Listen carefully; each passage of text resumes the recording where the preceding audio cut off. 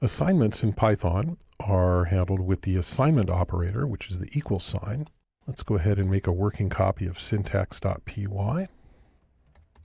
Call it syntaxworking.py. And we'll open that working copy. And we'll go ahead and create an assignment. So I'll have a variable called a, and I will assign it the value 1. Now, what this does in Python is it actually defines the variable a, and it creates an integer type variable, and it puts the value 1 in it. And so in the print statement, I can print a, and if I go ahead and save this and run it, you'll see that we get the value 1 printed. If instead I were to put a string there and say 1, spelled out, and run that, then we get a 1 here. We can look at the type of the variable that was created by using the type function. And so this will print the type and the value. Save that and run it. See that that's a class string is the type. In fact, everything in Python is an object, and objects have classes. And so the type of a thing is typically the name of the class. And so if I make this a number again and save that and run it, we'll see that we get a variable of the class int. So if a variable has not been assigned before, then the assignment operator actually creates the object, and it creates it of the appropriate type or the appropriate class.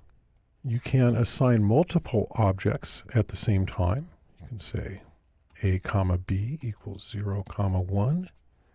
And then if I print a comma b, then I'll get both of those values, the 0 and the 1. Interestingly, you can even do something like this, where you're actually swapping these values. You can use the same variables on the right and the left-hand side of the equal sign, and you can pretty much do this safely under most circumstances. So here we'll get a 1 and 0 when we run this. 1 and 0.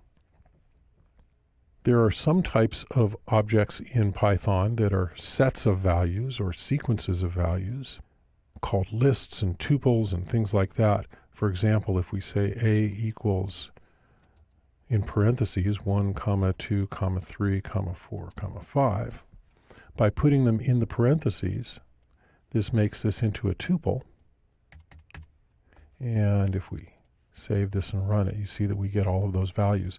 Now, when you use print on an aggregate type, on a set or a tuple or something like that, it actually tries to print it in a form that would be acceptable syntax in Python for creating that object. And so, for example, another aggregate type is the list, which has square brackets. And if I define it like that, then the print statement will print it like that.